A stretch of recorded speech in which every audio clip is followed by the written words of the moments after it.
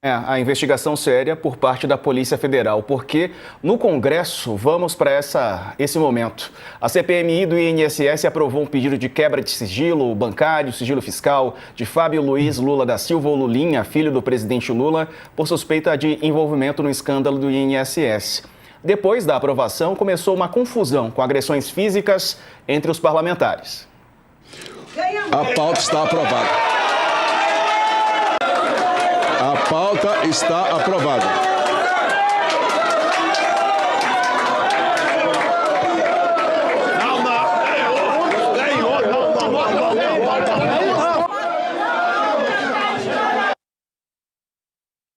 Parlamentares da base dizem que houve fraude na contagem dos votos e que vão questionar o resultado do presidente do Congresso para o presidente do Congresso, que é Davi Alcolumbre, e também vão cobrar o Conselho de Ética. As imagens, vão ver outras de redes sociais, também elas mostraram que depois da aprovação dos requerimentos, deputados da base começaram essa confusão. O deputado Rogério Correia, do PT de Minas Gerais, partiu para cima do relator Alfredo Gaspar, do União Brasil de Alagoas. Depois, Rogério Correia empurrou Luiz Lima, do Novo do Rio de Janeiro, que revidou com socos.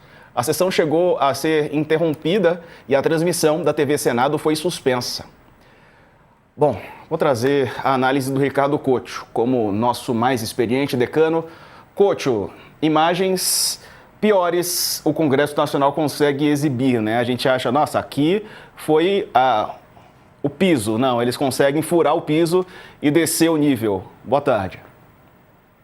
Boa tarde, Diego. Boa tarde, Daniela. Boa tarde, Carla. Realmente, o que a gente acabou de ver, essas imagens, mostram que não há limite para esse Congresso. Sabe? As cenas do pessoal primeiro comemorando que quebraram o sigilo do Lulinha e depois a troca de socos, que saíram na porrada, né? Como em qualquer botequim de esquina, como em qualquer jogo de futebol. É um negócio deprimente. Isso é uma coisa. A outra coisa é a quebra do sigilo do Lulinha, que é um assunto sobre o qual se vem falando desde o final do ano passado. Então, eu acho muito bom que quebrem o sigilo e que esclareçam de uma vez por todas qual é o envolvimento do filho do presidente nessa história. Porque, por enquanto, a gente só sai notinha em jornal, comentários e tal, mas de concreto mesmo ainda não tem nada. Então, é importante que isso seja feito, que quebre o sigilo, que o Lulinha se explique, porque a Daniela fez uma ótima entrevista tempos atrás aí com o Lula e perguntou para o presidente sobre esse caso do filho do Fábio Luiz, né? E o Lula falou, não, eu perguntei para ele e falei, olha, se você tiver alguma coisa, se prepare para se defender, porque eu não vou defender ninguém aqui. E eu acho que ficou faltando o Lula dizer o que o filho respondeu para ele, né?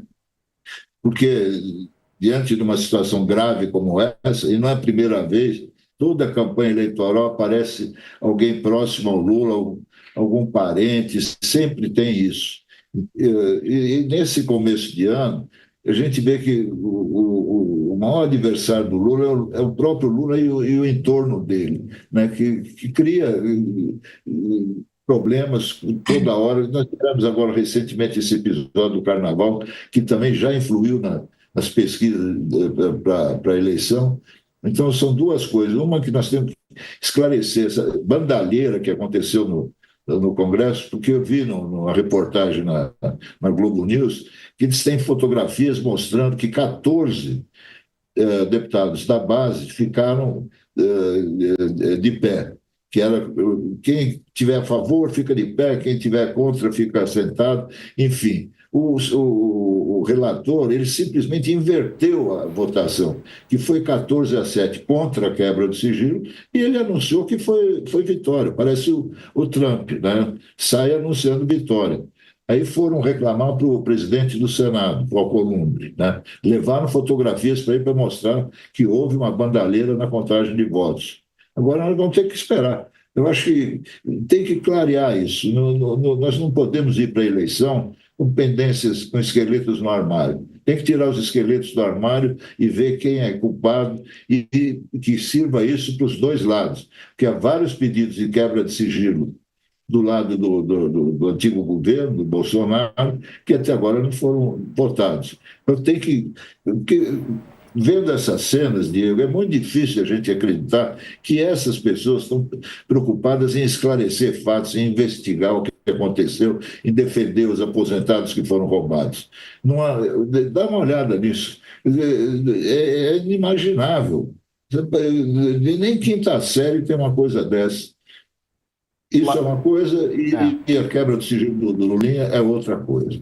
Pela Polícia Federal, né, o pedido da Polícia Federal, determinação do ministro André Mendonça, a gente sabe que ali a investigação da PF, pelo menos até aqui, demonstra uma seriedade realmente que o Congresso não demonstra. O Felipe Pereira acompanhou tudo hoje no Congresso, né, estava de olho nessas movimentações, nessas cenas terríveis, aí, ridículas que a gente mostrou para vocês. Aliás, nós convidamos aqui tanto parlamentares da oposição como do governo. Estamos aguardando o último retorno da senadora Damares Alves, mas parece que ela não vai poder participar. O Rogério Carvalho, né, ele vai sim poder participar. O deputado Rogério Carvalho vai poder participar daqui a pouquinho aqui, ele que participou dessas cenas e a gente vai entrevistá-lo. Antes, vamos falar com o Felipe Pereira. Rogério Correia. Rogério Correia. Obrigado, Dani. Eu sempre confundo.